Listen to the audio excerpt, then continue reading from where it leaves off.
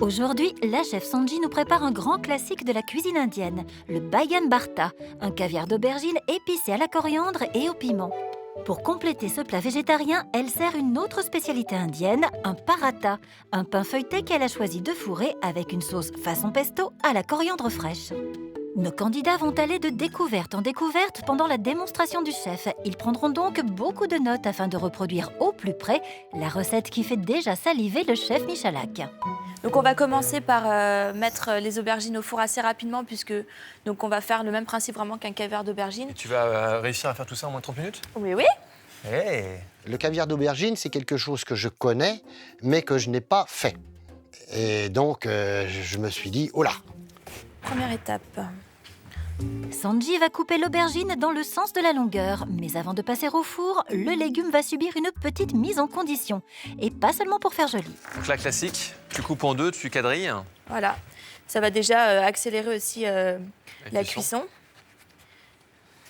Mais c'est pas fini. Et l'idée, c'est tu les mets dans un four à quoi, 200 degrés? À 200 degrés pendant à peu près 20 minutes. D'accord. Ah, qu'est-ce que tu nous fais de beau là? Alors ici, je rajoute quelques épices. Donc les épices, du coup, elles vont un peu torréfier Qu'est-ce en que c'est même comme temps que la épices? cuisson. Je vous laisse sentir. Découvrir? C'est farce à trappe ou quoi, non? Julie? La Marcel? coriandre, non, pas de la coriandre. Coriandre. Ouais, c'est de la coriandre. Coriandre séchée, ouais, tu vois, j'aurais pas trouvé. Et là, un petit curry après derrière? La deuxième Et épice, là, c'est quoi? Non, alors ça, c'est pas du curry, c'est Piment du d'Espelette? piment, tout Piment. simplement. D'accord.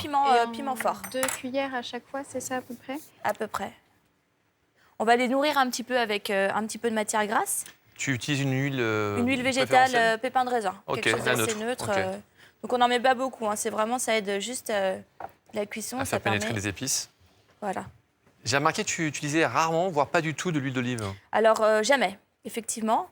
Le problème de l'huile d'olive, c'est que souvent on utilise des huiles d'olive qui sont Très parfumées?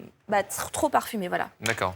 Et du coup, ça va altérer le goût des des épices. Donc là, on en fonde très rapidement. Donc ça doit être fait vraiment Ouais, le en plus tout tôt premier lieu. possible.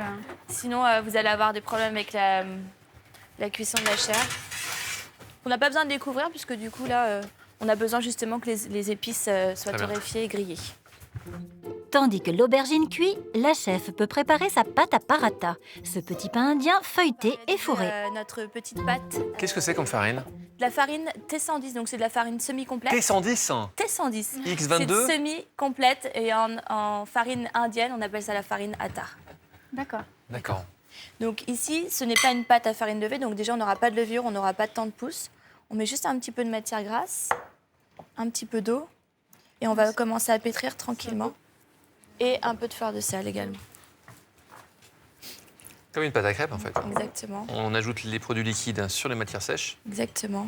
Tu veux que je te mette un peu d'eau? Je veux bien.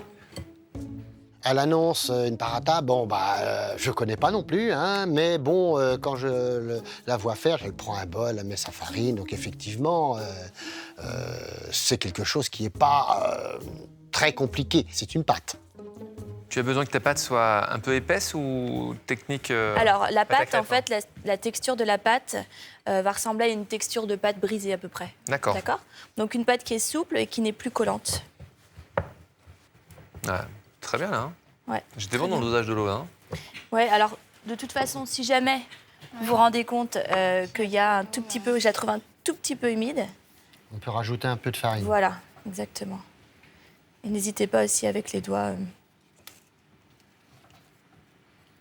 On avait mis un petit peu trop. Le dosage n'était pas extrêmement. Ensuite, on rabat un peu la pâte vers le centre et on la pétrit vraiment quelques minutes. Et on va la laisser reposer quelques minutes, le temps de préparer. Donc, vous avez vu là, la texture. Elle est souple, mais elle colle plus. D'accord. D'accord. Donc, je la laisse là un tout petit peu. L'aubergine cuit toujours et la pâte repose. La chef peut commencer la préparation d'une sorte de pesto à la coriandre fraîche qui garnira son paratha. Alors, l'avantage avec la coriandre, c'est qu'on peut garder les tiges. Donc, on va juste la hacher grossièrement.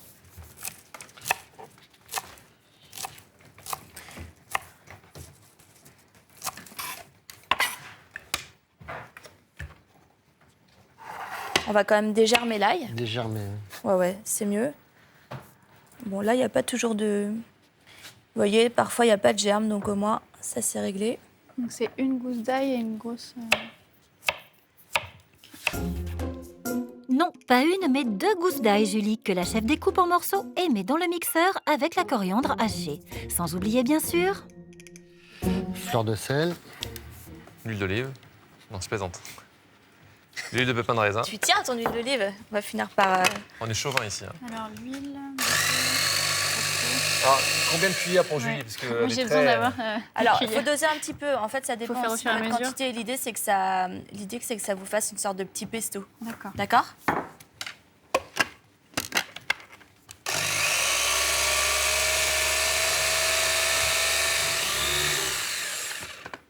Vous voyez? Donc, c'est tout ce qu'on va avoir D'accord. là-dedans. Ok. Qu'est-ce que c'est bon, hein? Ail, coriandre. Alors, si on, est, Ensuite. si on est allergique à l'ail et à la coriandre, Bah, on mange eh ben, pas indien, on déjà. mange pas. Là, ça va être compliqué de manger indien. et si on ne supporte pas l'oignon, encore plus. La chef en découpe un gros, rouge et grossièrement. On va d'ailleurs pas tout prendre, parce qu'on en a beaucoup. Et on va juste faire chauffer un petit peu d'huile, s'il vous plaît. D'huile de pépins de raisin, Christophe. Encore ces épices. Et oui. Zézé, Cumin. cumin. Ça n'a pas d'odeur. Et ben voilà. Ça n'a pas Une d'odeur. fenugrec. Ça, on en met très peu. C'est quoi, comment on appelle ça? Une fenugrec. Ok. Donc là, tu le veux très très chaud. Ouais. Faut que ça frémisse. Et on va Faut que ça donc chante. rajouter un petit peu de cumin. Des petits grains de Donc fenugrec. ça commence à Donc chanter. le cumin, en fait, il faut pas qu'il brûle trop. Donc est-ce que tu D'accord. peux... Baisser. Voilà.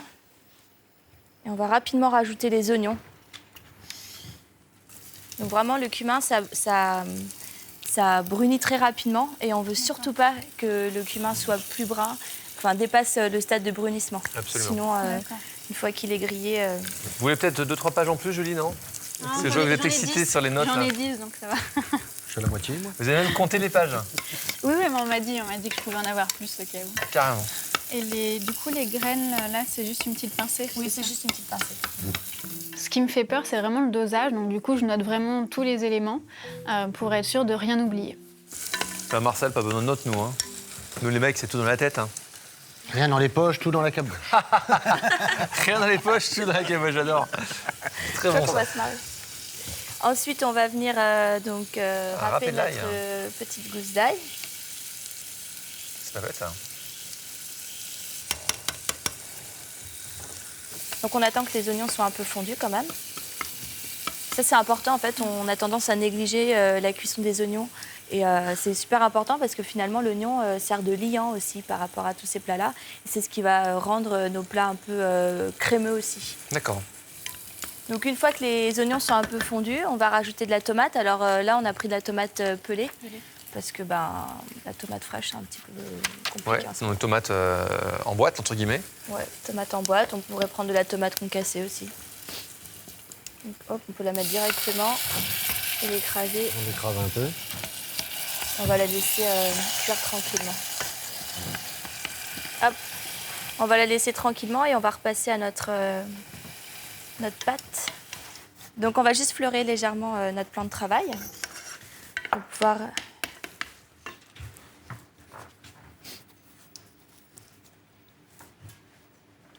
Donc là, la quantité de pâte qu'on a va servir pour 2 pains. Donc on va le couper en 2. Donc, t'écris gros, hein. T'oublies pas, après, t'arriveras pas à lire. Hein. C'est bon, mais je prendrai tes notes. C'est ça.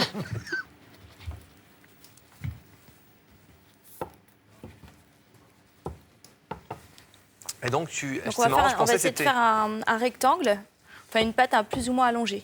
Bon, après, D'accord. ce ne sera pas parfait, mais c'est pas grave, parce que c'est vraiment la première étape de notre pâte. Donc on étale assez finement, parce que du coup, Ouais, ça, c'est fin, hein. ça va être une sorte de feuilletage. Très intéressant, tout ça.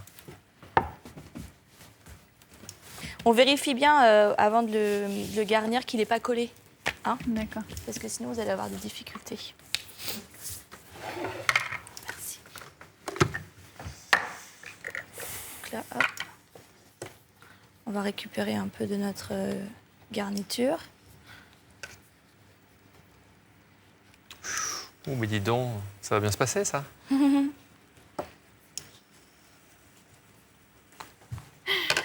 Hop.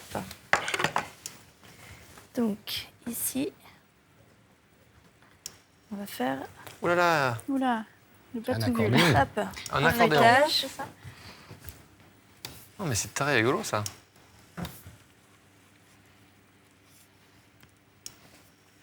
En accordéon et ensuite en roulé. Exactement. Hop. C'est là toute la dextérité. C'est là où ça va être compliqué. Je pense que là, le buzz, il va fonctionner pour de bon. Donc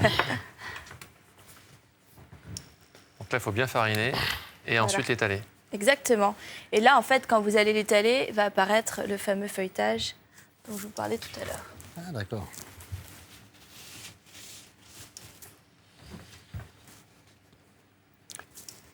C'est rigolo, cette façon d'accordéon et de rouler. Hein. Et ce n'est pas fini. Il faut ensuite étaler à nouveau au rouleau pour obtenir une pâte très fine. Donc, il faut que ça soit assez fin aussi. Enfin, mais c'est fragile, hein. Oui, dis donc. C'est assez fragile, mais c'est aussi lié au temps de non-repos. D'accord. C'est-à-dire que du coup, la pâte aura tendance un tout petit peu à se déchirer légèrement. Plus vous allez la laisser reposer, plus elle va finalement être plus Prendre facile à corps. travailler Ouais. aussi. D'accord. Donc, vous l'avez compris, chez vous, prenez votre temps avant d'étaler la pâte et de la faire cuire ensuite dans une poêle bien chaude. Donc alors, la technique aussi de cuisson pour éviter que le pain sèche, c'est qu'on le laisse vraiment Bien caramélisé. cuire de chaque côté.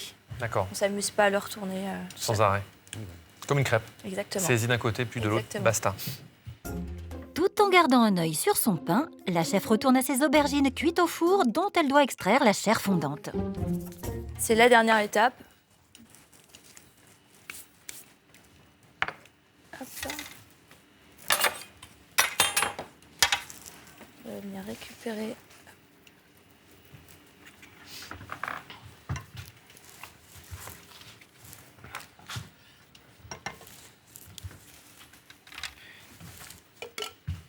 The Mixer. Et the récipient idéal pour mixer. Le chef Michalak connaît bien sa cuisine et les petits trucs pour se faciliter la vie. En fait, c'est tout ce qu'on aime. Hein. C'est relativement efficace. C'est assez simple. Hein.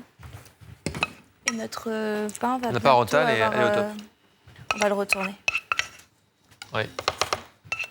Je pense qu'il ne faut pas tarder pour la Ouais, retourner.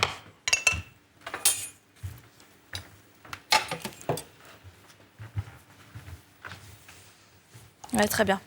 Donc en fait, c'est ce petit côté grillé aussi caractéristique de la... Merci. Donc ici, on va mixer hein, notre caviar d'aubergine.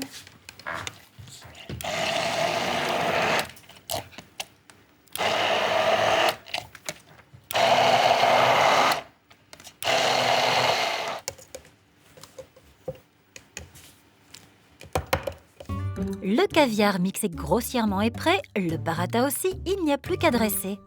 La chef dépose le pain sur l'assiette et l'enduit légèrement avec le reste du pesto parfumé à la coriandre et à l'ail. On va le laisser un peu brut de... Et pour présenter le Bagan Bartha, un cercle de pâtisserie. C'est nickel. Ouais, super, hein. C'est le genre de recette que j'adore. hein.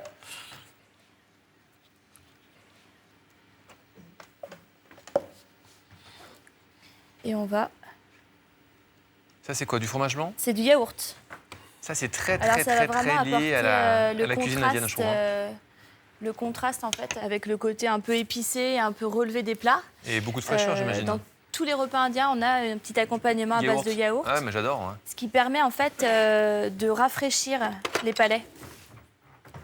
Et hop, un petit peu de coriandre pour rappeler aussi le petit pain sur le côté.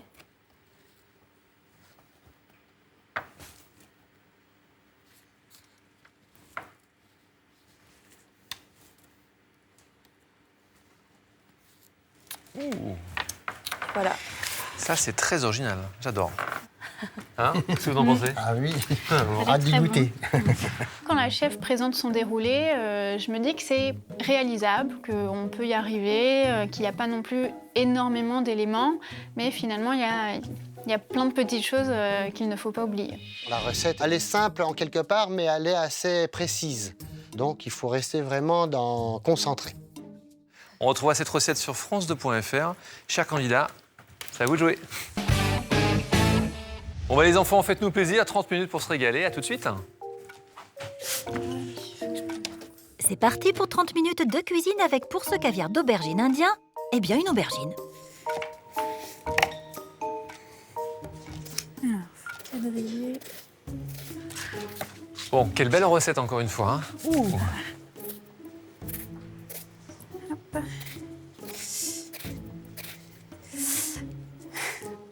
Il faut que je quadrille l'aubergine. Je dois mettre du cumin.